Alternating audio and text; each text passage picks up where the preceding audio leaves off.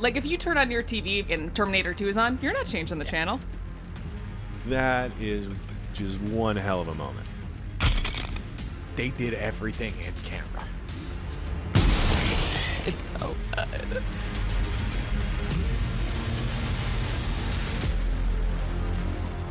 Hello, everybody. Welcome to the CineFix Top 100, the bus that will explode if we go less than 50 miles an hour before we watch 100 of the best movies of all time. Joining me, CineFix's resident Bomb Squad supervisor, Alex Stedman. How you doing? I'm great. Great.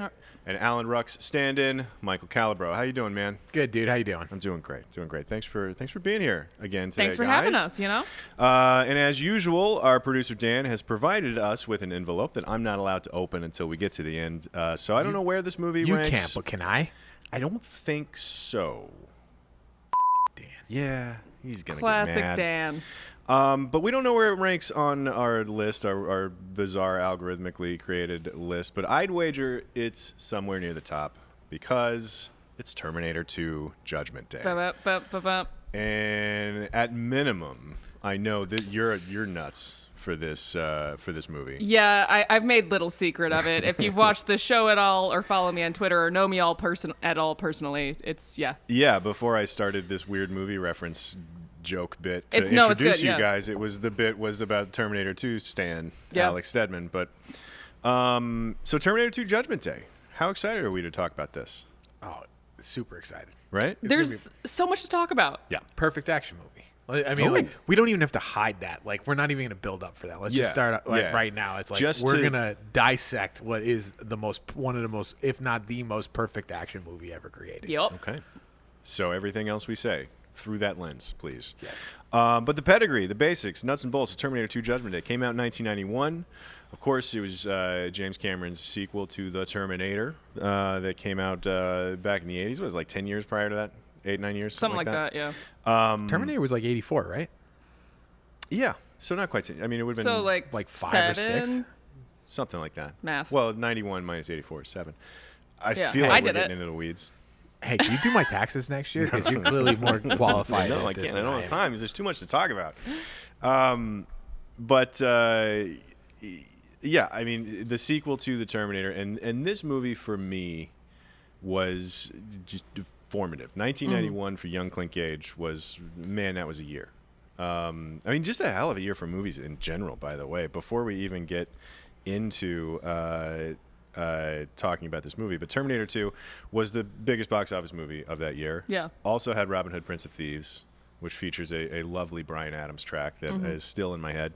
Home Alone was that year. Silence of the Lambs, Dances with Wolves, Backdraft was cool. Hot Shots was an incredible movie. Cape 1981. Fear. Cape Fear, Yeah. Beauty and the Beast, Kindergarten Cop, Boys in the Hood was in 91. Thelma and Louise, Point Break, The Rocketeer, 1991. Point Break, too? Yes. Oh, JFK. my God. JFK.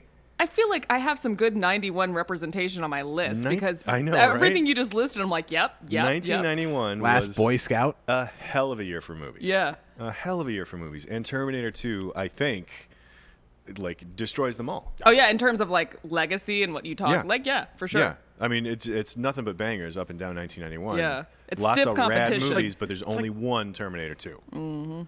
This really is a murderer's row of years. Yeah.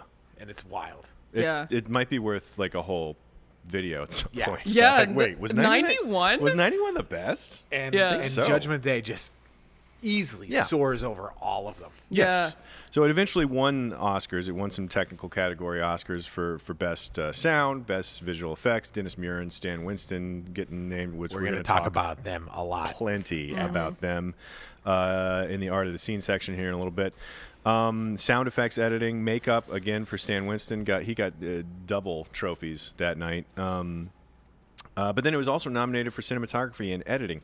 No Best Picture or Director or anything else like that. But I would argue, like, the nomination for editing, that's the one it got robbed on. Yeah. And we'll talk more about that, too, Oh, yeah. about, like, how skillfully cut this movie It's really is. It's There's so well edited. frames that, if they were Yeah. included, would have Yep. ruined everything. Well, I will say, in one big snub that has always bothered me was Linda Hamilton in Best Actress. So I like looked up the nominees. It is a stacked year for Best Actress. Wait, Silence of the Lambs, I mean, right? yeah, This is Jodie that's so Foster's Jodie year. won. And then there was Gina Davis and Susan Sarandon for Thelma and Louise. And then Laura Dern for Rambling Rose and Bette Midler for the Boys. Like, that's a stacked category already. This would have been 92's Oscars, right? Yeah. Right. Okay. Because I'm like, wait, Rambling Rose. I was like David Lynch, dance. You think about the Laura Dern, what was the... Snakeskin Jacket. Why am I blanking on the title of this movie right now? I don't know. The Wild at Heart? Yeah. Yeah, that was the year... That would have been close. the previous it was around year. The same time, yeah. Okay, so this movie, sequel to the Terminator, obviously, Cyberdyne Systems, Skynet, the AI that takes us all down, launches the war against the machines, robots coming back from the future to kill children who grow up to be responsible for the resistance. Yeah. For a movie that's about time travel and cyborg assassins and all of that stuff, this is a shockingly straightforward film too. It is, and it's funny too when you consider like the Terminator is really more of a horror movie than Terminator 2 is. Like this one, like it goes like complete genre change. Like there are horror-esque scenes, but this is an action movie. Well, and it's the same jump from Alien to Aliens. Oh, 100%. That James Cameron did. This time he's just making a sequel to his own movie and shifting gears into it too. But it made a ton of money. It was the biggest hit of a year, like we talked about, that had nothing but bangers in that year. So you love it. I love unabashedly, unashamedly. Yeah, no. When was the first time you saw it? So I honestly didn't see it when I was a kid. So for context, it came out before I was born. And sorry to... No, it's fine. We're going to do that a lot. It's my own fault. I keep asking you guys, when was the first time you saw it? And you're like, well, I was in college because I wasn't... I was like, well, I was 11. So. No, but the way I was introduced to it was like very unceremonious. I specifically remember like being in high school and catching a glimpse of it on cable, like on FX or something, and being like, oh, I'm kind of vibing with this. And I think I caught up to it like midway through, and then I was like, all right, I gotta go back to Blockbuster and check this out because I was really digging it, and I just immediately clicked with it. I hadn't seen the Terminator, didn't bother me at all, and of course I went back and watched the Terminator afterwards, but yeah, like ever since then it kind of became like my comfort movie. Like I watch it at least once a year, turn it on when I'm just cleaning or something. No, I love it. Same question, Calibro. I mean, this is also dad DVD territory. Yeah. Right? It's a big dad DVD. Like, this is probably like the line between you and me, because I was alive when this movie came out, but I wasn't theater going. Yeah. My first like cognizant memory of being in a movie theater was for Jurassic Park. So this is like right on the cusp of me just not being old enough to be in the moment. And I came to this like in DVDs and stuff like that in like the late 90s when I was like 11, 10. Yeah. And like, this is the thing. Like, you just rewind it and watch scenes. To your point, right? It's like perfect to just throw on. You can turn this movie on at any time and just get sucked in. Like if you turn on your TV, if you have cable and you turn on like and Terminator 2 is on, you're not changing the channel. You're like, sitting down and watching a little bit. Yeah. And this also like came with like, this is like one of those DVDs too, which like had incredible bonus features. Like this is like the movie that's like, oh, bonus features, these are a thing. Yeah. Like the Calibro's like slow descent into like how I like movie special effects and how things are done, because it's like the peek behind the curtain. Yeah. It was intoxicating. I mean, this is the movie for that though. I feel like that was like part of the sell. It was like, yeah, you're going to see the sequel to the Terminator, but apparently the special effects are incredible, and they are. But I'm like you. I came to Terminator 2 before the Terminator. I also went. Yeah. Did you see the Terminator? I did too. Yeah, I saw Terminator 2 in theaters, but way before Terminator was a movie that I saw bits of on TV. I remember seeing the Terminator get up out of the fiery car crash at the end and being terrified of that image. And then it wasn't until later when I went back and watched the Terminator that I was like, oh, that scary thing from several years ago, that's actually from this movie. I got it. It's actually kind of fun to watch T2 first and then go back. Well, yeah, I mean, that's the way now, I think it is, right. Yeah, you don't need the Terminator to enjoy Terminator 2. I mean, there are a few little bits of shorthand that get used, but not really. Yeah, like, everything is nicely explained and done in a way that's not like, really expo dumpy, right? Like you get every bit that, Dr. Silverman is giving people a tour and showing off Sarah and catching these other visiting doctors up on her case, and it takes 30 seconds, and then that's it. Yeah. Like, everything you need to know right there, and it's an organic way to do it, so like, you don't need to watch the Terminator really at all. In the same way you don't need to watch Alien to get Aliens. No, like, we were just James watching. Cameron's a really good sequel maker. Well, that's kind of his thing, right? Like I've read interviews with him where he says, like, if a good sequel, you shouldn't have to watch the first movie. 3 billion human lives ended on August 29th, 1997. The survivors of the nuclear fire called the war Judgment Day. They lived only to face a new nightmare, the war against the machines. I mean, let's dig right into the art of the scene section of the show here, and just from the top of the movie, the cold open with the future sequence and all the skulls and everything. Yeah.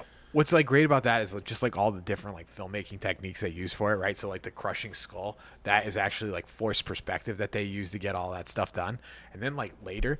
You'd think that they would use like blue screen and stuff like that, which isn't like a new technology, you know, like they use that in like the Star Wars stuff, which is like where Dennis Muren came up.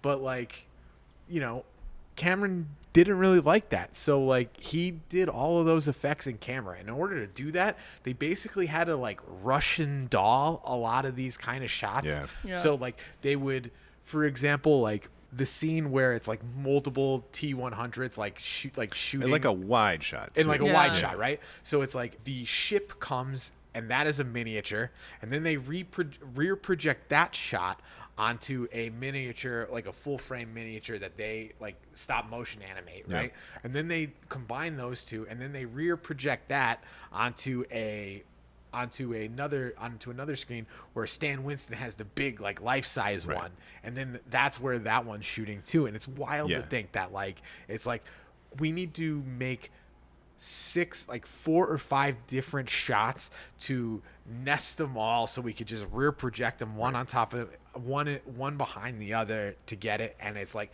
that's why there's like no like matte lines or anything like that. It's just like super clean and super nice because they did everything in camera. Even the lines where, you know, like there's a heap back there, and that's where the projection. Yeah, they use it as a natural matte and stuff like that. But they do it at night, and it's smoky, and like all of these things, like the way that, and this is what we're talking about when like this era of filmmaking was so good. Yeah, he knows how to. The '80s worked out any kinks at all with practical effects wizardry, like in all of the, you know, every you know John Carpenter movie, it was just like another advance in what we can pull off practically, and then the CGI is really coming into its own. But that opening sequence where today it would just be like, you know, a whole bunch of planes flying around up there in the background, but the way that they did it, like shooting 3 separate shoots, like 2 miniature shoots combined with a one live, like it's just the one Terminator that's full size in the foreground. It's incredible. It's amazing. And it's just like the nice thing about the CGI there is like it was enough that like anything could feel possible, but it couldn't do anything. So it's like the limitation bred the most creativity, right? Because it had to use a little bit of both. Yeah. And it wasn't a universal tool that could be just used for anything. Well, that's kind of what I love about the Terminator or Terminator 2. And when it came out in the sweet spot, kind of what you were saying is like the visual effects existed much better than they did in the Terminator, but they also like had to get creative with things they couldn't do or things they couldn't afford. So it's like a perfect mix of kind of like creativity and also new technology. Also, it's kind of funny. It's just like, hey, Robert Patrick, we're gonna need you to get down to your underwear, and we're gonna just put a grid on your body, and then we need you to walk down the street in daylight just all the time. Yeah, that was in thinking about that in terms of just comparing that to what he puts, you know, Zoe Saldana in for Avatar, like the early sort of motion capture thing. It's just Robert Patrick walking around in his underwear. It's just like really funny, right? Yeah, like, it's just like just in the parking lot outside the studio. ILM animators were just like, all right, we got to figure out how these AT-ATs are gonna walk. So like, let's get an elephant, and then like 5 years later, get Robert Patrick out there in his underwear. Get out there. You don't need elephants, you need Robert Patrick. We're paying him for today, right? Like, just get him out there.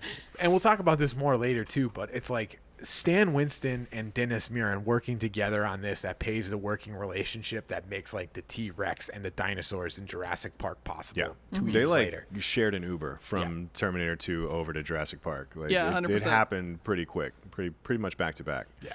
We keep saying we'll talk more about this later, but let's just talk about it now. Like, what do we can't talk about everything later. What else are we going to talk about art of the scene wise? What's your next favorite brilliant moment? I know what mine is. Fire It's away. my favorite scene in the whole movie, and that bar is very high because there's a lot of great scenes. Sure. It's the first showdown between the two Terminators.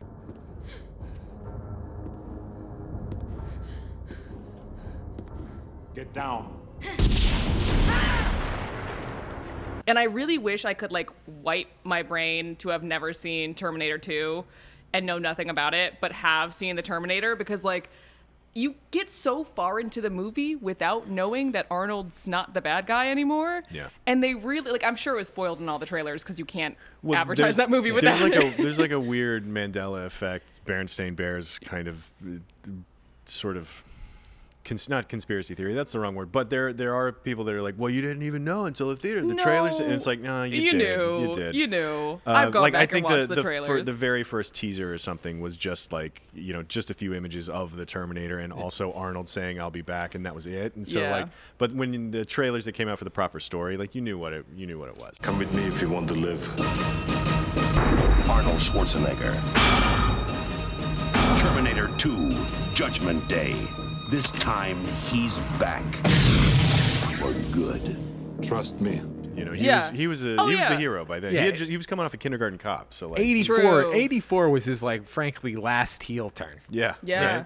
No, but like I love that scene because you're walking through this mall and it builds the little tension of like, Robert Patrick going through and like showing John's picture to everyone, and then them escaping, and then they come in that like hallway and they have that nice moment where you realize Arnold is protecting John. Yeah. Get down. Yeah. Then they just start shooting each other, and you get that amazing, like when they shoot the T-1000, how like the bullets heal up. Mm-hmm. Oh, it's just a fantastic scene. And then that's my other favorite little Robert Patrick beat is when he throws him through the window. And he's in the store, and he looks, and there's a mannequin that's like with a silver head, and he gives it a little like, I don't know you. It's just such a funny little. It's like a tiny little dose of arrogance in what we assume to be a completely unstoppable villain. So it's like a little chink in the armor where we can see like, okay, maybe he does have a weakness. Like, well, that's pride. Pride is his Achilles heel. I feel like Robert Patrick's performance, as much as it is like praised, I feel like it's a little underrated just in terms of how much like he injects a little bit of personality into this personality-less T-1000. I think it's incredibly underrated, because particularly up against Arnold's. Yeah. Arnold's is just straight ahead, totally flat. Yeah. He picks and chooses a few moments in there to be a little more human. But Robert Patrick for this whole movie is just flat, but it looks like a choice flat. Oh, yeah. You think about the things that he's doing, not the things that he's not doing. Yeah. Like it doesn't look like, oh, there's somebody not emoting. It's like, oh, that's a robot thinking. Exactly. Yeah. So, but he he's can incredible. be like a little more human than Arnold when he wants to be. Like when you have that scene of him talking to John's foster parents, like he actually seems like not a robot in that scene. Right. Say, But that's a nice bike. That's a nice bike. But I also think that's kind of like the point, right? Is that like the whole arc for Arnold's Terminator is that he kind of slowly discovers some semblance of humanity. Yeah. Right. And Yeah, by the end, he knows now why you cry. Trying to smile. Exactly. No, not in the theatrical version, no. No, but then that great mall scene is followed by the car chase scene, which I think is just a perfect sequence of events. That's the other thing too about this movie is like and we timed some of them. I That's didn't right. time the mall sequence, Which I think is the best one, actually. There are 3 just enormous, basically real-time sequences in this movie. Oh, they are real-time, There's you're the right. mall, like as he gets to the mall and as they find each other, Yeah. and then that leads directly into the escape down the LA River. Yep. There's the hospital escape where they go and break Sarah Connor out of the hospital. Into the car chase. That's the one that we timed. That's it goes from minute 50 to an hour and 6. Yeah. It's 16 straight minutes of Just action. like tension and action sequence. It's not all like multiple running around, locations. Yeah. and the other thing, I mean, let's just talk about that sequence real quick. Oh, love to. Because the hospital break not only is it basically the midpoint of the movie. It's like right in the middle. And then it does a little bit of everything effects wise too, because that's the moment where you start to see some of the versatility of the T-1000. Like that's the one where he's flat on the floor and the security guard steps on him, and then the floor kind of I got a full house. Yeah, exactly. That's great, Louis. Then it's got the one scene that I think is the most important shot in the whole movie, honestly, is him walking through with the grate, and then with the the gun gun gets stuck behind him.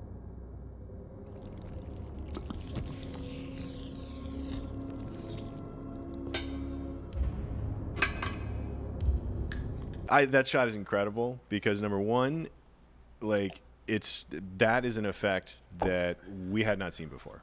Oh yeah. Anywhere ever. Like it was like one of those moments that not only is like, here's how the T-1000 is incredible, but also like, here's what we can do now with movies. Yeah, you guys. look at this. Like, look at this. It's so cool that they actually have to give you that shot with the gun to just be like, yeah, that happened. Yeah. Right? Because it's just like they walk through the bars and then it's just like, wait, the gun's stuck. Oh, yeah, he just walked through friggin' bars. No, that little gun like getting stuck in the bars is such an important little part too, because like also like we were saying, like Robert Patrick looking like having a personality. He like looks at it like he's annoyed, like hey.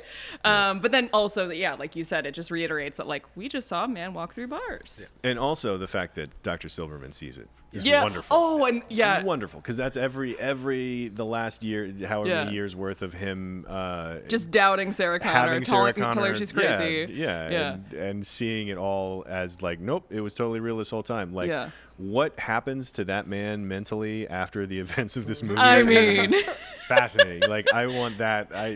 That needs to be a Hulu miniseries or something. Yeah. I just really like reading how Foley artists make the sounds. Apparently they made him walking through the bars sound by pouring out like wet dog food from a can. Oh yeah. Yeah. It's like when you it's like a open slop. It's like yeah, it's like yeah. It's that like sort of vacuumy kind of Yeah. That scene also has a very good other shot of Sarah meeting the T-800 again for the first time. It's like we get like 3 T-800 reveals in this movie. Like when we first see him, when he meets John for the first time, and we learn that he's a good guy, and then when he meets Sarah, like there are 3 big, really like this is him moments. Yeah. And her just like gasp and falling to the ground. Like it's such a good moment. So fast forward just a little bit in this hospital sequence, because again, this is a 16-minute real-time sequence right in the middle of this thing. Shortly after this, you get the headshot. Like T-1000 runs up, opens the elevator, and Schwarzenegger's there with his gun, and he shoots him straight in the head, and the head splits open, and it's all goopy and weird and kind of twitchy and everything. Or is it? This is where the Editing Academy Award was a shame that it didn't get it, and this is just one of many examples in this movie, because you can like frame through that sequence, and when they cut around to the back and you actually see the head explode, it's really unceremoniously done. Like the seams absolutely show. You can pause it and you can see that it's a dummy head, and you can see that it's already kind of scored to explode. And I mean, you can see it right there. It's just like the silver stuff is hanging out or whatever, but it's only there for frame and a half tops. Like it's there for very little time, because Cameron and everybody else working there knew exactly like, I need this for one frame, and then I need it to pop, and then I can cut back around to the other practical element. Well, that's what he's so good at, though. Like, he will go the extra mile when he needs to get a shot that he wants, but he also knows when to, just do fancy tricks and be smart about it. You got to respect that too, right? Because like he totally knows it's going to work in the edit room, and like to shoot all of that probably took like 3 or 4 hours, right? Because like they have to get the setup, they have to shoot Arnold taking the shot. Then it's like, all right, let's reset, readjust the lighting. They got to make the whole hallway blue. Yeah, got to There's so much blue readjust in this movie. the lighting. Just be like, all right, ready and action, and then the thing like the head just splits, and then it's like, okay, cut, and then like they go like, and then it's just like, man, we just spent all this time, and then the editing room, like however many weeks later, right? It's just like, cut it there, and like cut 5 frames off it right there, and it's just like,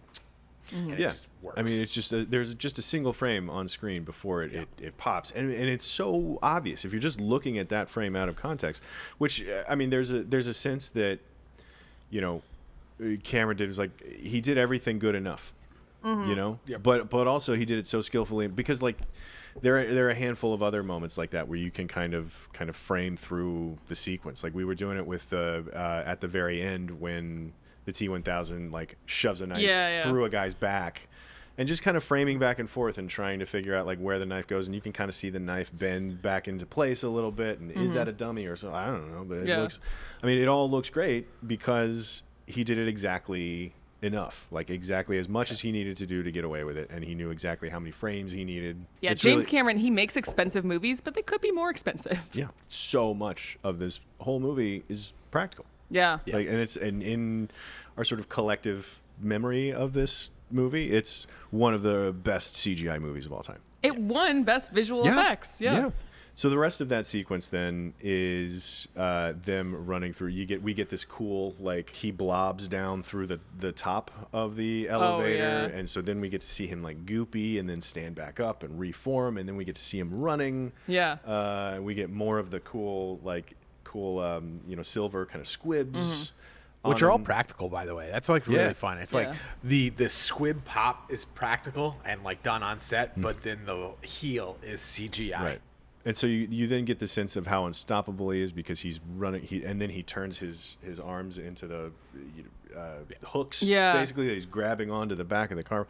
So from the time that John and the T-800 show up to the hospital to the time where that little piece of metal like soaks back into the T-1000's foot is 16 minutes and change. And we haven't even taled about all of it. That's all real time. Like so much happens.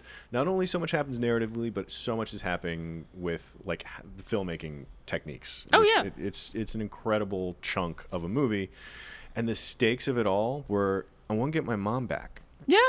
He just wants his mom. He just wants his mom. The reason that they went there was like, I gotta get my mom out of there. Yeah. But that's a good point. Like, as much as we talk about how great the filmmaking is in that scene, like, I love how much is going on there. First of all, you have Sarah being a badass and breaking out of prison, and you get to appreciate how, like, ripped she is and how much she's been training. But you have to imagine, like, you know, if you have seen The Terminator, you know how devastating that would be. But then she sees her son. And then they're getting out. And you have to, like, imagine how she feels that entire time. And it's like, there's a lot happening. Come here.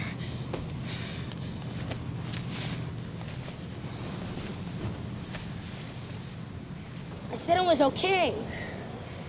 John, it was stupid of you to go there.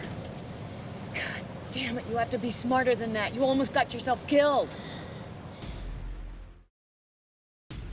By the way, is that like some like proto Tom Cruise marketing? Because like let's get into Linda Hamilton for a minute. Because like a big marketing stunt on this movie was like just how like how much physical training she did for the role, how much weapons training she did for the role, and it's just like all of this like, you know, I've done all of this stuff to get in the mindset of this, and it was just like a big thing. Like even in the special in the bonus features of the DVD, it's like they're interviewing her at a gun range and she's just like firing all these weapons. It's wild. Yeah. But one thing we haven't talked about, and this is before the scene that we're talking about, is the initial Sarah Connor reveal. Yeah. And you just like see her like back muscles and she's doing pull-ups and she like just turns absolutely jacked. Yeah, so jacked, and like such a giant difference from the Terminator. Like you could do a side-by-side with like the bad hairdo and the Terminator and her just being a like completely different character. And I feel like that was like, even seeing it as a teenager in like the 2000s, like I feel like that was a formative moment for me. Just like seeing like a female action star like that, who I probably hadn't seen since like Ripley, ironically. Yeah. But oh my God, she's such a badass. For years, my mom wanted Linda Hamilton arms. You got to work for those. Her exercise goals were like, I just want Linda Hamilton arms. Never got them. Yeah. Never got close. Really. It's not easy. Yeah. No. But I mean, all of that stuff. The other thing too about this movie is sort of the legacy of this movie where she's concerned is like that was kind of, it wound up being to her, not to her detriment. That's the wrong way to put it. But it painted her into a corner that she couldn't really get out of. Like apparently every offer that she got after this movie was all just, you know, big action star stuff, and they were like, you can be the female Bruce Willis, and she's like, I don't want to be. I just want to, like, part of the thinking of, I saw an interview with her where part of the thinking behind all of the work she put into it was, you know, I'm going to do this to show that I can do anything. Yeah. Like, look at how versatile I am because I can commit to this role. And all it said to anybody that wanted to cast her in anything was like, "Oh, you're a badass. Great. Let me put you in badass stuff." And she's like, "No, I don't want to." But it's also like, have you seen the Terminator, where I was like a scared little damsel, essentially? Like, yeah, she can do both. Yeah. She's a phenomenal actress. Yeah, and it's a thing that it's a real drag because it's a thing that she never really recovered from or was able to break out of. Like, and you saw Arnold obviously get a ton of roles after that. I mean, how many interchangeable. I mean, you have that whole story of like Arnold and Sylvester Stallone, and during that time, like pranking each other into taking roles. Like, it was just nonstop. You can have as many dude action stars as you want. Yeah. But. No, it's fun. And I remember when I saw Dark Fate, which I actually liked. I don't know what everyone's so mad about. I didn't mind it either. I thought it was fun. Yeah. But like, no, she was also very good in that. I'm like, how many years of like great Linda Hamilton acting have we been robbed of? Because she's just such a good actress. Like, having her and Sigourney Weaver would have been great. Yeah, we could have both. There's a room for both. We can have both. Yeah. We haven't talked. We kind of skipped past it. I still love like the very beginning bar intro where you like see like Arnold show up naked and then show up in the bar, and it's like almost comedic because it's so ridiculous.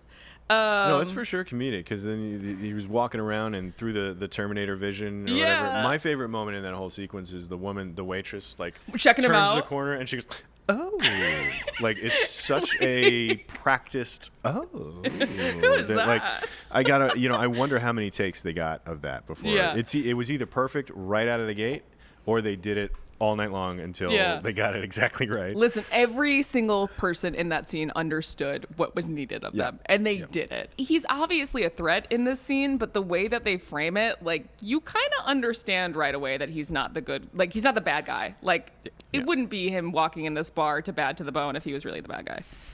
The stakes are too low. Such a dad music cue. It's such a 90s music. It really is. I mean, how many movies have used Bad to the Bone on Problem the nose Child. like that? Like, literally all of the movies. I think when you get a deal to make a movie, you have the option to use Bad to the Bone. Yeah, honestly, everyone has really good intros. Like, we haven't talked much about John Connor yet, which is fine. He's not like the biggest part of this movie. But even is that weird that he's not the biggest part of this movie? I don't know if it's weird. Like, no. I feel like I think it's fine, right? Yeah, it's fine. I'm fine with it. But even when you first meet him, you just get the vibe immediately that he is such a little brat. Like, he's like, she's not my mom, Todd. Like, it's such a good. By the way, the name Todd is like the easiest name to say disdainfully. Yeah, to Todd. Be just a little shit. Yeah. And like, sorry to any Todds, but yeah, no, it's not your fault. Yeah. But it's your parents' fault. It's your parents' fault. She's not my mom, Todd. Todd. Yeah, go ahead. But I do, the characterization of John Connor in this movie is very good. And I want to bring up the "Are you calling moi a dipshit?" scene, because that scene also is a lot to bring down. So this is a weird scene too, because like it's in a moment where they're trying to help him. John is learning exactly what he's dealing with here with Terminator, and the Terminator he screams, "Let me go!" and then he drops him. And then this is when he realizes that the Terminator has to do what he tells him. Right. So now he's a kid with a new toy. And these guys come running up, just wanting to help. They just want to help. Being good Samaritans. And they're being good the way boys. that John turns on him is honestly unacceptable. It's terrible. But like, and it makes me so mad watching it too, because I feel like when I first watched it, I didn't fully absorb how shitty John was being in this moment. But like, watching it as an adult, you just hate this kid, but at the same time, that is exactly how a 13-year-old like John would act in this moment. It is so accurate, even if it is so infuriating. I mean, watching it as a 10-year-old, I remember thinking he was the coolest. Oh yeah, you think he looks cool. Like, yeah. I mean, I grew up just wishing I could tell off my teenage cousins like that when I was this age. Are you calling moi a dipshit? Put your leg down. And it's just like so cheesy, but so good. Did you call moi a dipshit? Just trying to help this punk. Grab this guy. I can't believe he called me a God, get him off of me! Now who's the dipshit, you jock douchebag? Get off of me! One of I think the most iconic moments in this movie is the dream sequence, right? Oh yeah. Like the nightmare, the nuclear holocaust nightmare that she has. She falls asleep, at some point, and she just starts streaming, and it's right in the middle of the movie, and the thing, and it's her vision of Judgment Day, of LA. Just to remind fried. you what's at stake. That's the craziest thing about this sequence is it's in the middle of the movie. It's in the back half, probably. Yeah. We're past the middle. It's of the like movie. snuck Oh, in you there. having fun? You having fun? Yeah, exactly. Oh, Yeah. hold on. Because at this point, John and the Terminator are like They're bonding. They're having goof arounds. Yeah. You know, the too slow high five thing has Yeah. happened, and it's just like, if the opening sequence where Terminator's crushing skulls wasn't enough for you, check this out. Yeah. And this is way scarier because you're seeing children burn. And it is an exercise in some really, really incredible artwork, craftsmanship. Oh, dude, the paper mache skeletons. Oh, right, God. where it's like, just the different like kind of setups they had to do in order to pull off that shot where like Linda Hamilton is grabbing onto the fence, and then the shockwave of the blast hits her and it blows away all of her like meat particles. Yeah. Mm-hmm. Yeah. I believe they call it skin. And, No, meat muscle. particles is the meat technical particles term. is fine. Meat particles. But like how they did that is they had the animatronic that they like lit on fire. Like they had an animatronic that wasn't so much. It was a puppet, and like that's the thing that they used to like pull at the gate, and then to get that shot where like the meat particles explode off of her skeleton frame. Like they actually did that practically. That's not CGI. Yeah. And like they used skeletons, and then they built like a paper mache like skin around it that they like rigorously tested, that they knew when they lit it on fire and then they just shot an air cannon at it, it would just like gust off. Yeah. Gross. I mean, they just attached. It's so gross they and just awesome. attached like Yeah. a medical department skeleton. Yeah. And like had it screaming. They And didn't then even have to have it do that. They literally just like had it attached there, and then they just were like poof. Yeah. But I mean, that's how they did all of the buildings too. Like, I mean, there's really only they had stuff pull that stuff back too. Yeah. But in terms of just doing it practically, so they like made all these building shells. They put just crumbled up junk inside these like miniature buildings, and then they air cannoned it away. They pulled some of it this way, and they blew some of it that way too. But it was all, and the same deal with some of the miniature cars. There's really only one shot That's CGI. that's CGI, and it's like the big wide shot from on top of the Yeah, Hollywood where all Hills. the, Oh, yeah, where all when the it's, city like, blocks are Yeah. exploding. Mushrooming or that's all whatever, CGI. Yeah, but the rest of it is all done, with smoke and mirrors. Like that makes sense when you spell it out like that, but like otherwise it doesn't compute in my brain that that's not mostly CGI. Like, And what for the buildings too? I mean, that was another situation where this was the era of like it took a week to set up. Yeah, it took 2 days. The shot was in between each year. They did 3 or 4 takes probably across a week and a half, just because it took whole days to set it back up again. You know what the crazy thing is? Imagine if like because like it took 2 days to set it up, right? Like imagine it's out of imagine focus. if you You're the guy who's can you screwed that up. imagine if like all right, we're gonna spend the next like 4 weeks building 4 versions of this because we'll have 4 takes, and then to just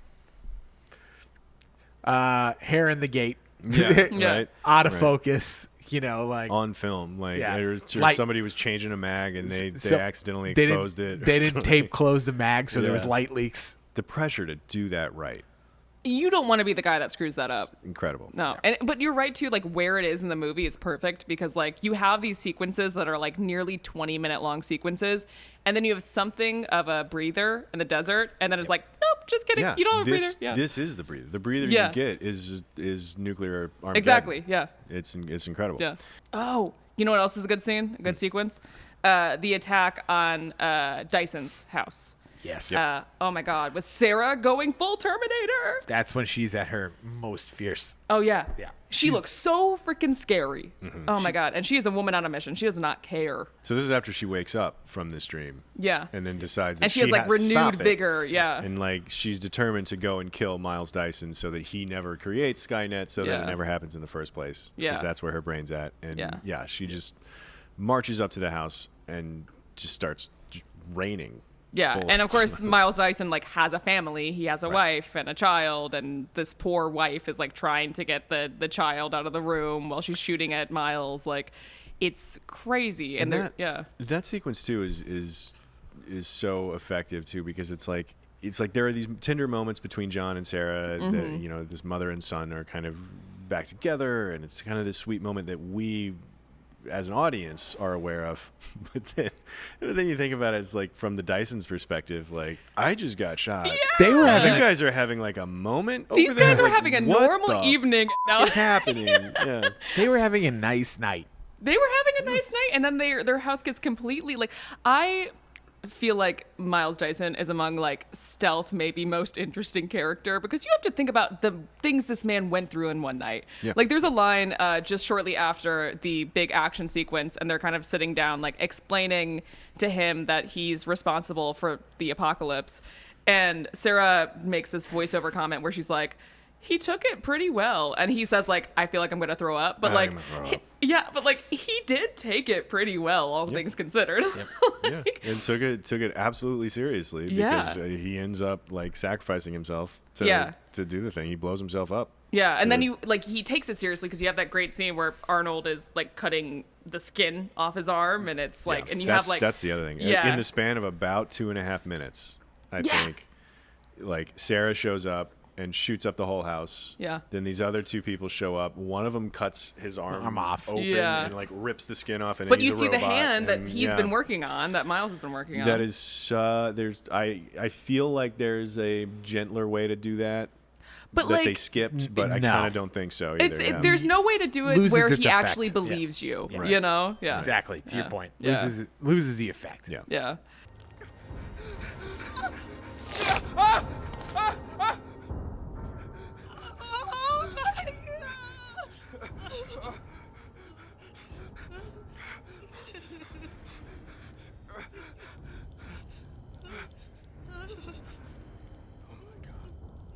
Listen to me very carefully.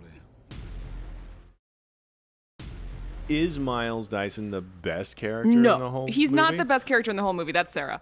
But he is, I think, the most interesting non-central player, because, again, like you think, and he's actually like a good guy. He just accidentally almost destroyed the world. And he gives his life for it. He fully buys in. And now, like, I also wonder about, like, just, like, how many times I've watched this movie. I also wonder, like, what happens to his wife and child after this, because... I'm sure he was heavily insured. Oh, yeah. With a house like that? Yeah. I mean, and probably okay. And a brain? Yeah. Unless the same thing that happened to Sarah Connor at the end of Terminator happens to them, in terms of, like, no, Dyson blew up the whole building. Yeah. But surely he wouldn't take the fall for that. Nah. Yeah. Surely not. Yeah. But big ups to Joe Morton. I think he does a lot with a little. Man. He's really good in it. He's everything, really great in it. everything that he is. He's never anything less than... You think about, like, Pulp Fiction, right? Where, what's his name? In the opening scene where they're sitting at the diner, and he's like, 1 minute they're eating Denver omelet, the next minute you have a gun in their have a gun in their face, and like, I mean, like, Joe Morton's character arc is pretty much that, right? He's just like, in the span of like 90 minutes of this guy's life, he's having a nice night at home with his family, and then he finds out he's like the architect of the apocalypse that's going to kill 3 billion people. Yeah. And then he dies. And then he dies. He didn't have to deal with it for terribly long, I guess. Yeah, true. If it was difficult. But yeah, Miles Dyson, solid character. Solid guy. Yeah. You're judging me on things I haven't even done yet. How are we supposed to know? Basically, from the time they walk up to Cyberdyne Systems, like, them and Miles and everybody, they're walking up to do their plan. That happens at, I wrote it down, where'd it go? An hour 44. If you're following along at your time code, this is the director's cut. The extended edition. I don't know if it was a director's cut, but with all the deleted scenes folded in. It's an hour 44 is when they walk up. And then by the time they fly away from the exploding building, or they drive away and the T-1000 is flying away in the helicopter, that's 2:02. So that's 18 minutes. Damn. And then it's another sequence. And then it's another chase. 20 minutes or so until the end of the movie. Yeah. Which is that whole steel mill, the chase on the freeway, we can get into and that the steel mill thing. Like, scene. that's another 20 minutes. Oh, sorry. Essentially, I mean, you're looking at like 40 minutes of continuous action. Because I was just going to ask, like, where you draw the line on that sequence, is that like when they flip the tanker truck in? No, I was drawing the line on when the wide shot of the helicopter flying away from Cyberdyne. That's it. That's where that's 2 Because then so you kind of that's get into the 18 car minutes. chase a little bit. And then you tack on the car chase. And then the steel mill. And then the that's steel like mill. kind of like 3 sequences, like back to back. But almost. really, it's one. I mean, that's real time. Yeah. Which is incredible. But to your point, the editing in this sequence and the way that they pulled off some of these stunts in it. This is a part where like the practical stunts really start to shine. We had the big motorcycle jump that we hadn't talked about. The river. In the LA River. In the LA River, that chase scene. Arnold. Oh my God, fake Arnold. This is my favorite thing in the early 90s. It's stuntmen that don't look anything like the people that are doing stunt for. Just put them in a leather jacket. But nobody cares. Give them the sunglasses. No one will notice. Give them the sort of the same haircut and just go to town, and we'll all agree that we're just not going to make a big deal out of it. Like that was 1991 stuntman stuff. Yeah. And that's the prime example of that is this movie, that motorcycle jump into the LA River. So clearly not Arnold Schwarzenegger. No. But no one cares. But in terms of the practical stunts, we start getting the motorcycle jump out of the second floor window and into the helicopter.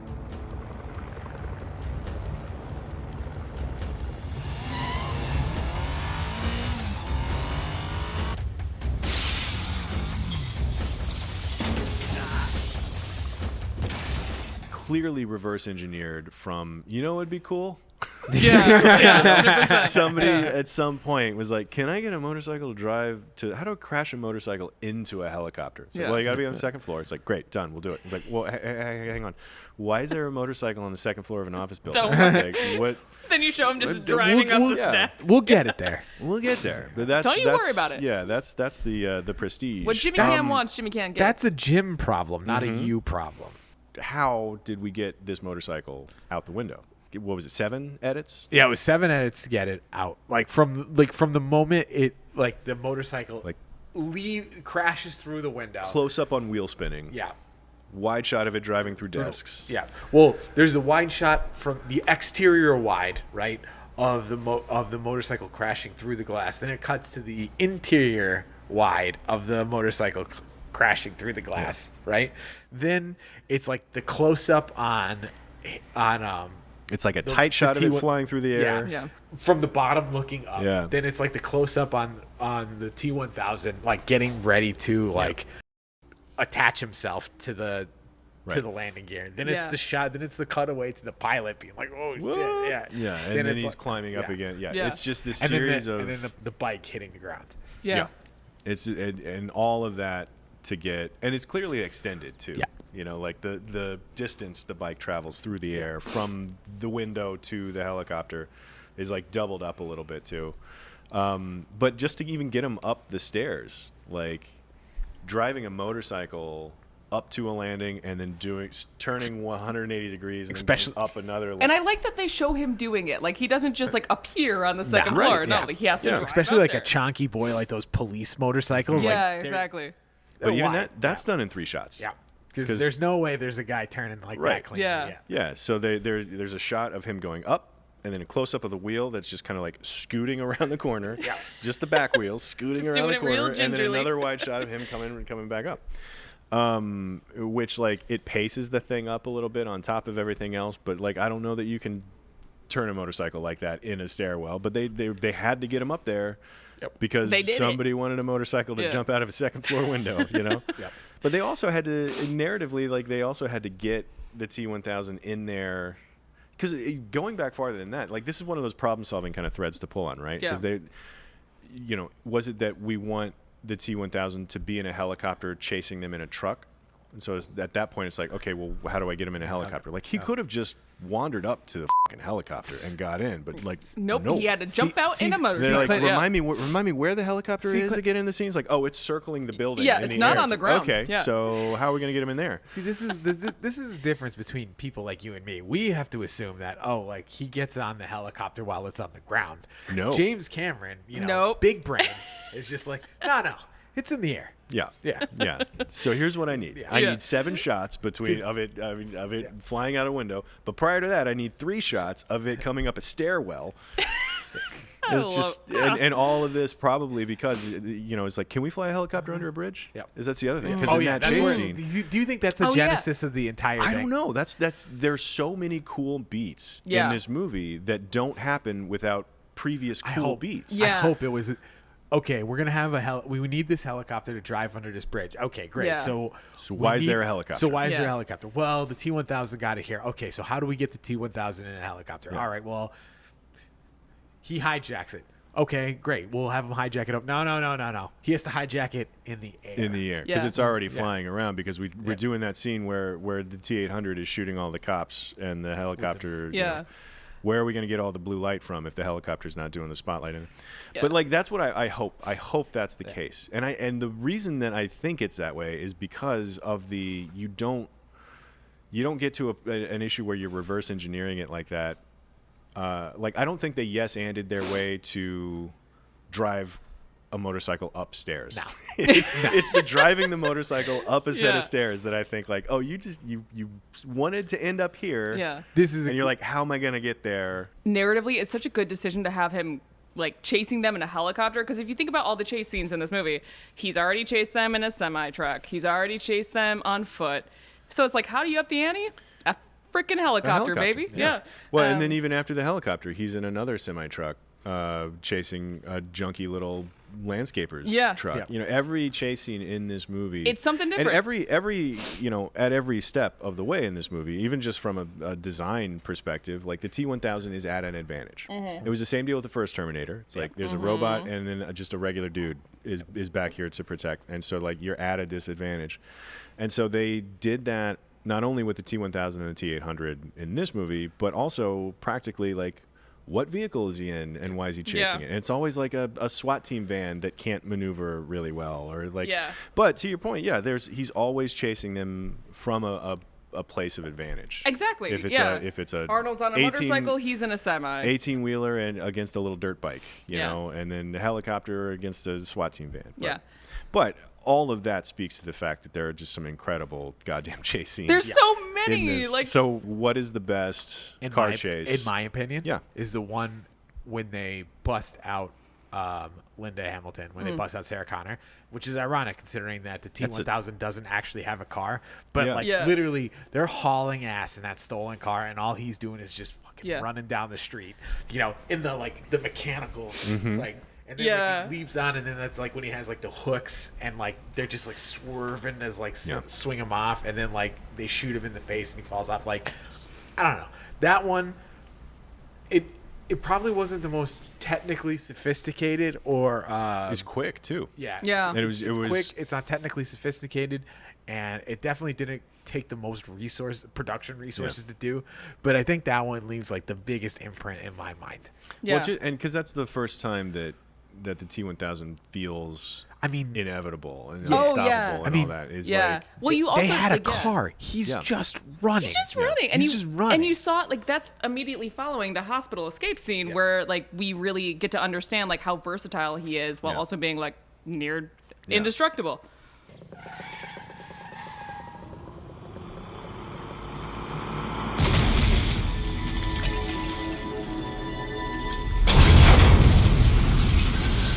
I go back to the first chase scene. The LA River chase? The LA River chase, yeah. I just think it's, first of all, it's your first kind of showdown between the two Terminators. And so it's such a good moment. You just have Arnold kind of being weirdly scrappy with the motorcycle while Edward Furlong's trying to get away. I just think it's perfect. And the big explosion and the wheel with the fire coming out, it's perfect.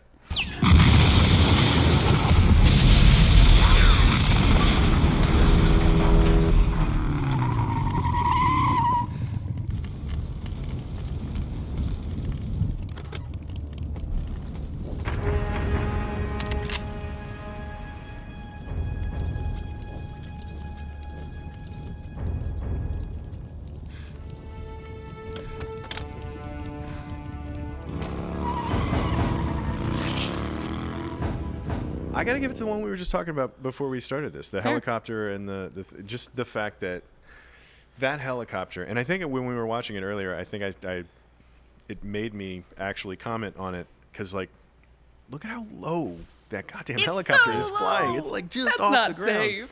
So like the skill that took, I think is incredible, and the stunt of it flying under the overpass.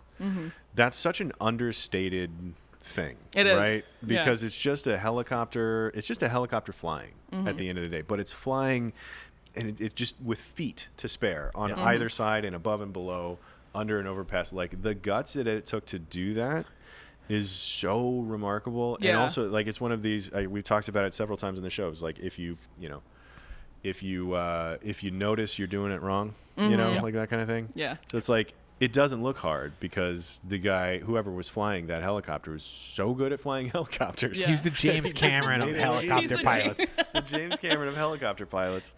And so that's one that I think that, and the way that it ends with him hitting the brakes and the helicopter flying, and then it gives way to a subsequent chase that's also in the liquid nitrogen truck. What does that say about a film that we each have our own favorite chases, right? And that doesn't even account for all of the chases. Yeah. God, which one did we leave out? You just said it. We left out the nitrogen tank the other chase. truck. Yeah. I mean, it comes right after. It feels like it's a continuation of. It's like a wardrobe change going to the next party, I guess. But yeah, we all have different picks. Like anyway, like it's crazy. Yeah. And those aren't. And we're not even talking about shootouts. Yeah. These are just chases. Yeah, just they're chasing. just chases. Oh. But we can talk about the sequence that comes right after those two chases, which is the steel mill. Of course, in a steel mill that has also had liquid nitrogen crashed into it. Yeah. And I think, the liquid nitrogen, frozen T-1000, like shocked face, hands crumpled. And you can tell he's crumbling. Leading all the way into the Hasta La Vista baby and the single shot that blows him up. Like, that is just one hell of a moment. It's a hell of a shot. Like, everything is firing on all cylinders in that moment. It's so good. Hasta la vista, baby.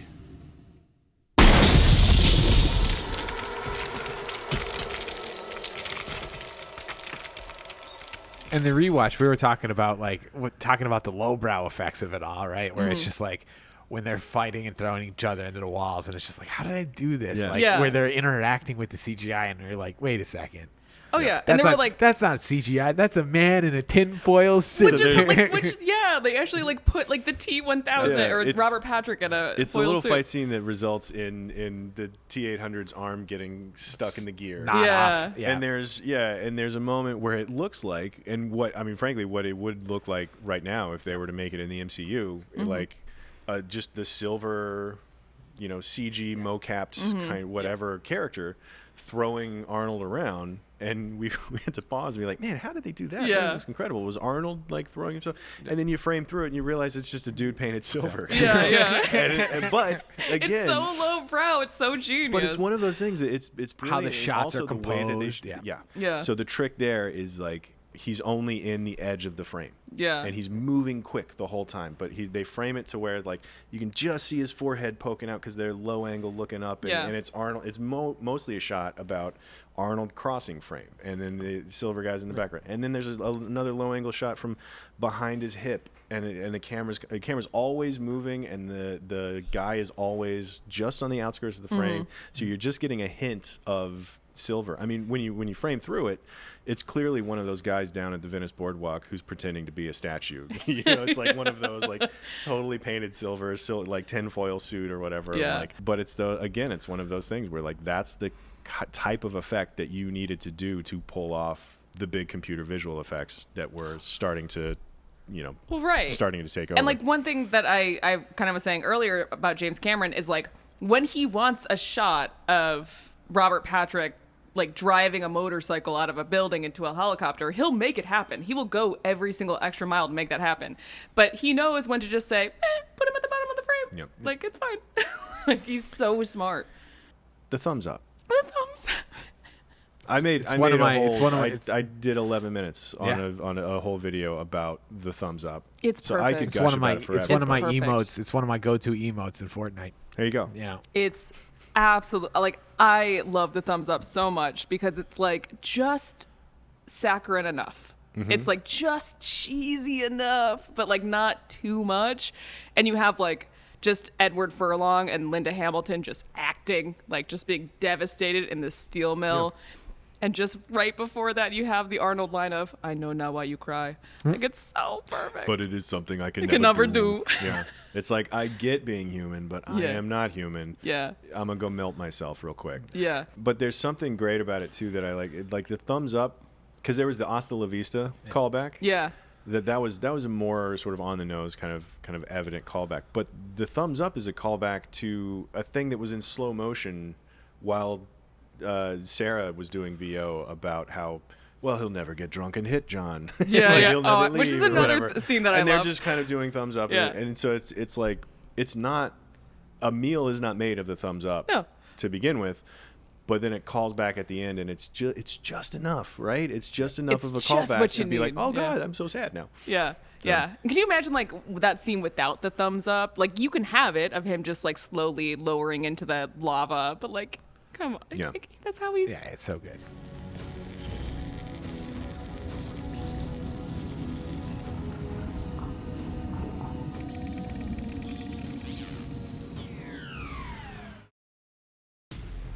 What about the deleted scenes in general? Because So, we were talking about like this is an extended edition that I don't think fans of the movie are, because generally fans of any movie be like yeah, Lord but the of the director's Rings, cut, yeah. You know?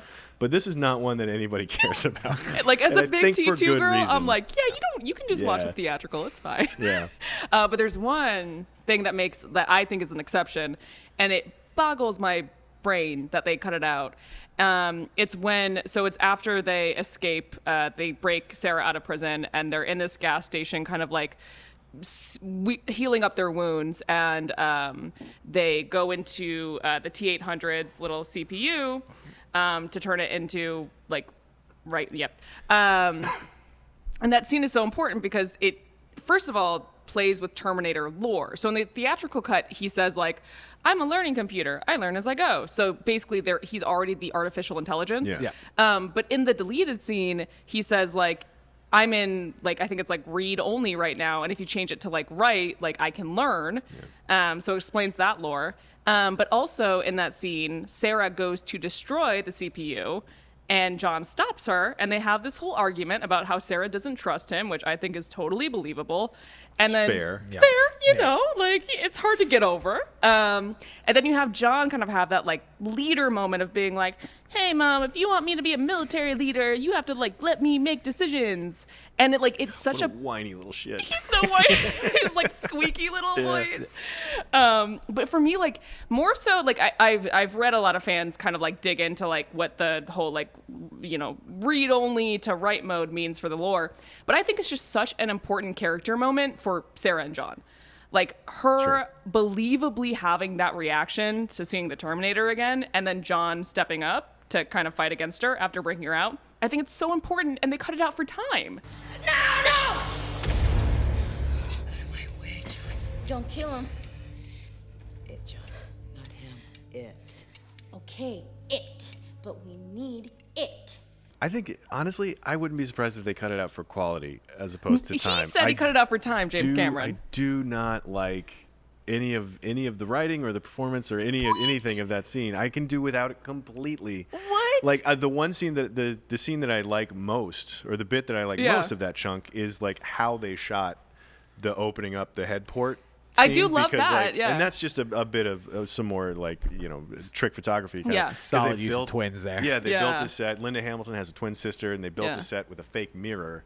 And Arnold was sitting on the other side of it talking while Linda Hamilton's twin sister was very futzing clever around with his head. Yeah. So, and it was all in the service of having a camera move that can, like, in one shot, see Arnold talking and then pan around and look into his skull. Yeah. Because there's a dummy in the foreground that they were working on. And that, you know, I can ultimately do without that also because, you know, whatever, it's fine. That's just this is a movie chock full of incredible effects, and we can do without that one. It's just cool how they did it.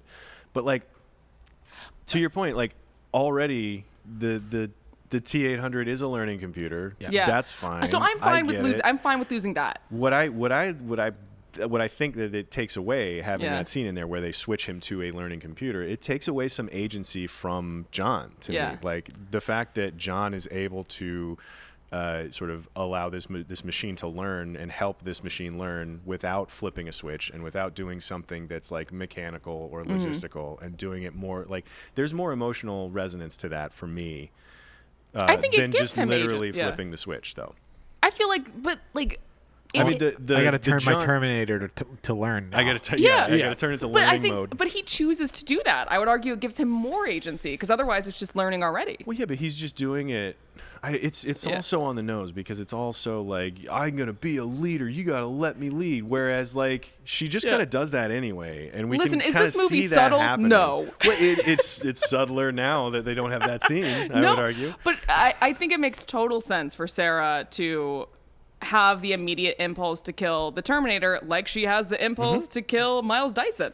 Yeah, but it's all within that scene. She has the opportunity to kill that Terminator, and then she gives up on it. So you can lift that scene completely. She does it for John, though. Yeah, I know. Yeah. But she doesn't have another opportunity to kill the Terminator. Yeah. So it's not like there's something holding her back. Yeah. Well, yeah. So like. I don't know. I think it's important to show that she would kill the Terminator if given the opportunity and John not being there to stop her. I do think one thing that we can agree on is that every other extra scene that they cut is pretty you don't bad. need it. It's not even that you can get by without it. It's like, oh, I'm so glad you cut that. Oh, no, I would actively recommend the theatrical version versus the extended. Yeah. I mean, there's the stuff that you can find in the highlights of it on YouTube. Oh, yeah, you can watch the scene that I'm talking about on YouTube. Yeah. You can find it on it's around, but you know. 100%. Anyway, it is the most useless extended edition, I think, that I can think It's no of. Blade Runner. It's no Blade Runner, yeah.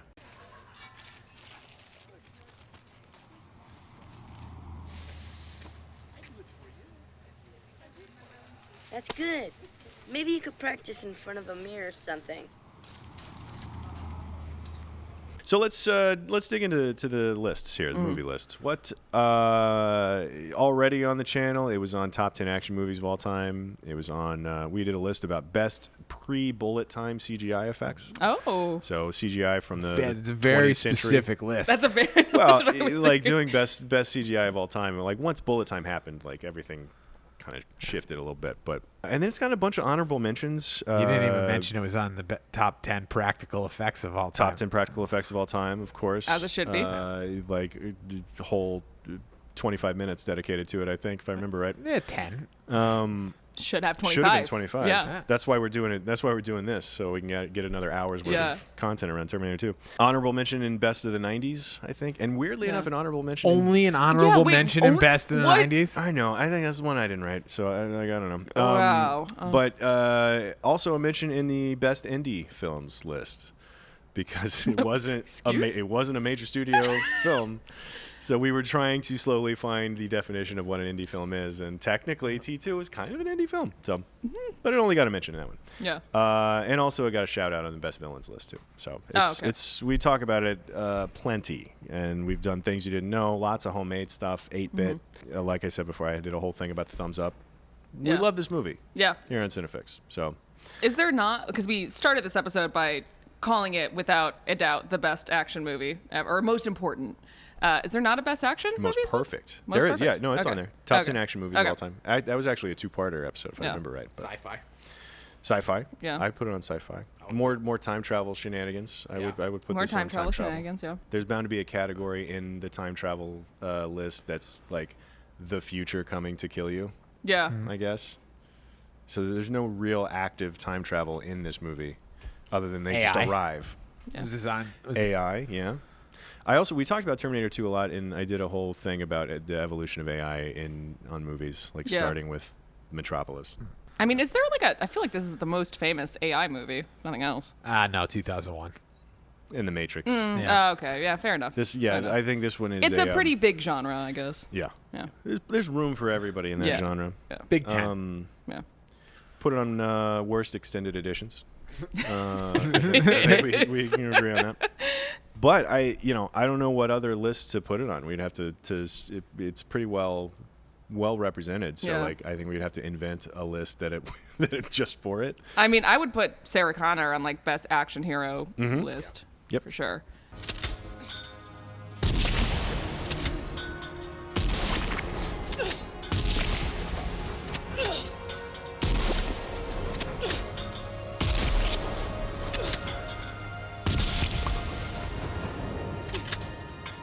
So let's Alex, let's do some things you didn't know. Yeah, so this is a little segment that we do called Things You Didn't Know. But I have a feeling that you guys might know a lot of them, but I'm going to throw some at you entirely anyway. possible. And we can play true or false. Yeah, you can play along at let's, home. let's see what your half lies here. Yeah, half truths. You guys have caught on to me and Tayo's tricks, but you know.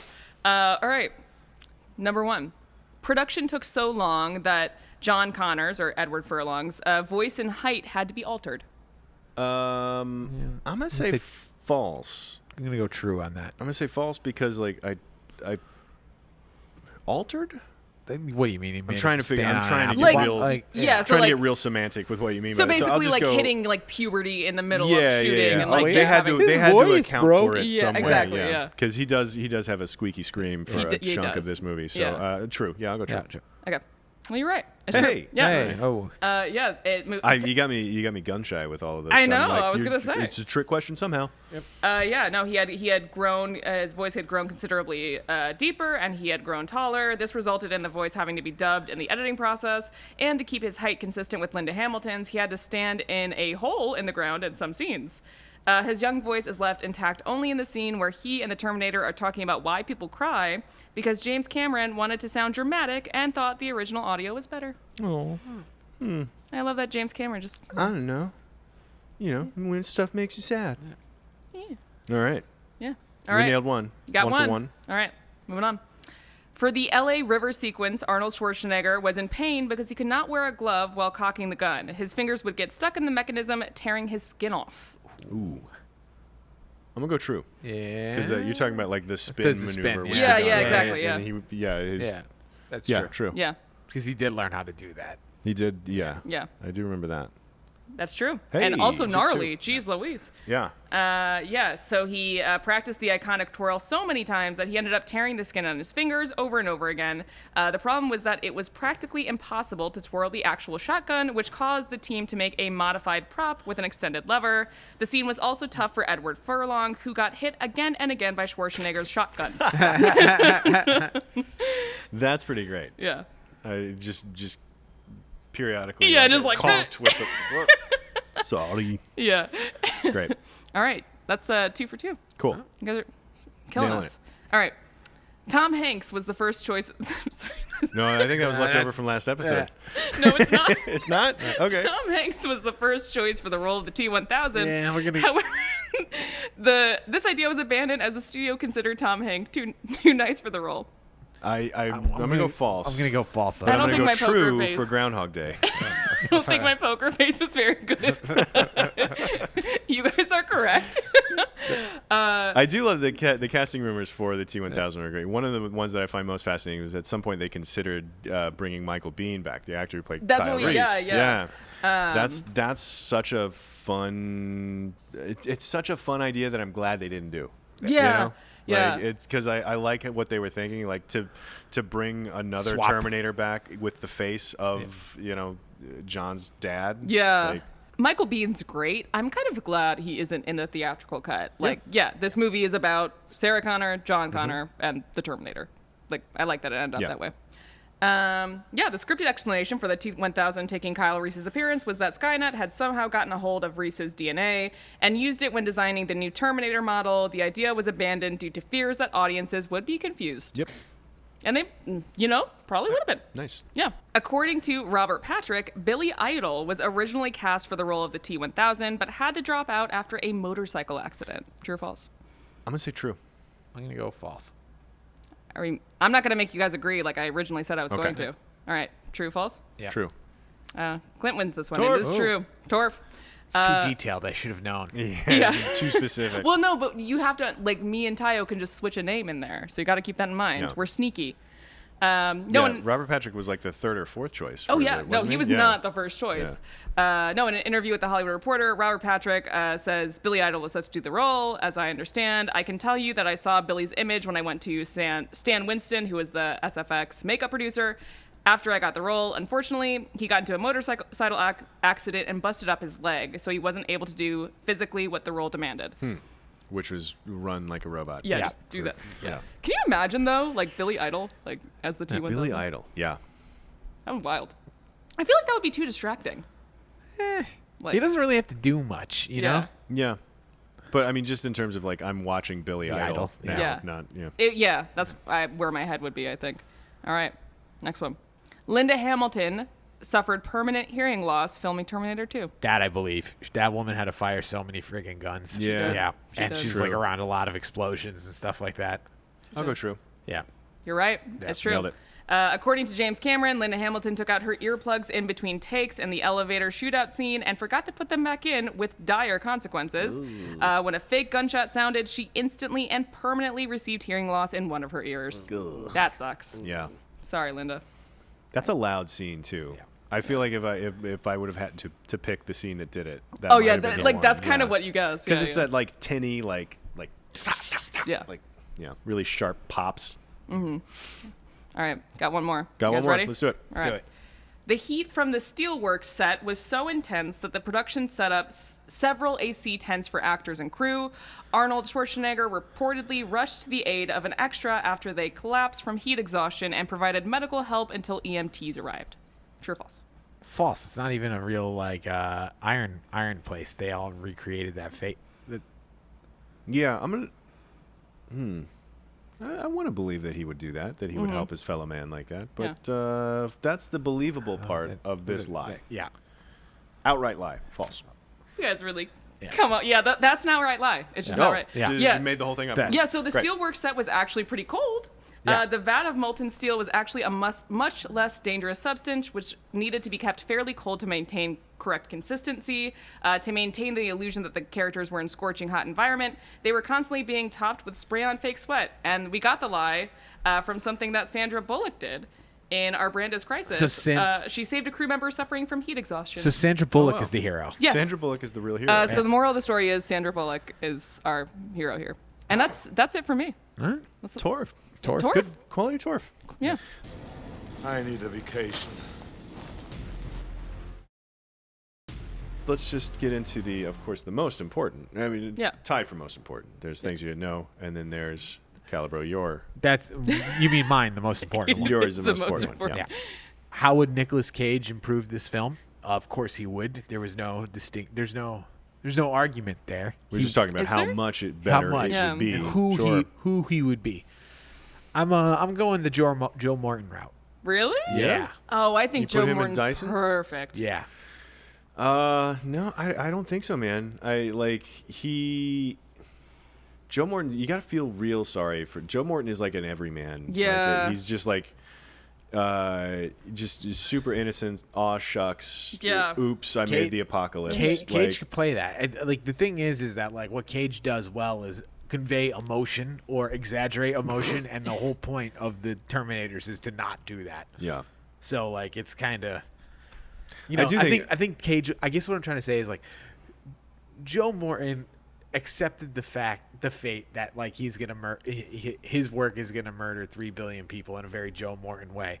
I'm just trying to say Nicolas Cage might come to that harsh reality in a different and more slightly louder way. I was gonna say he would do it in a way that steals the thunder. Like Joe Morton did what Joe Morton needed to do in that scene, like be kind of sullen and like upset. I do also feel like I don't know how much longer I can hold this. Like I feel like that.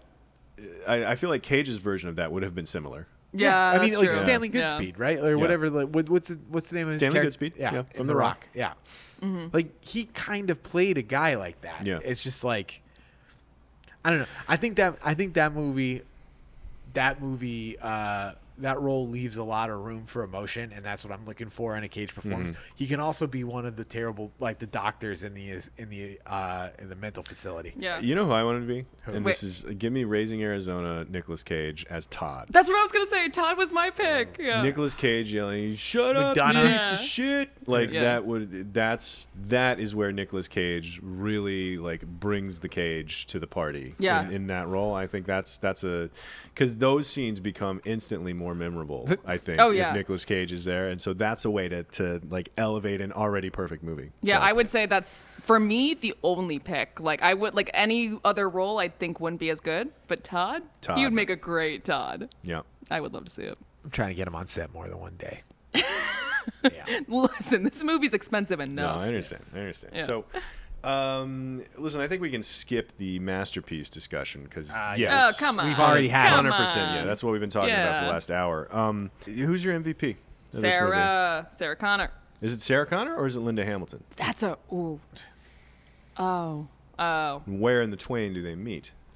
I think Sarah Connor. Yeah. Because you have that incredible arc from the Terminator. Like she becomes an entirely different character.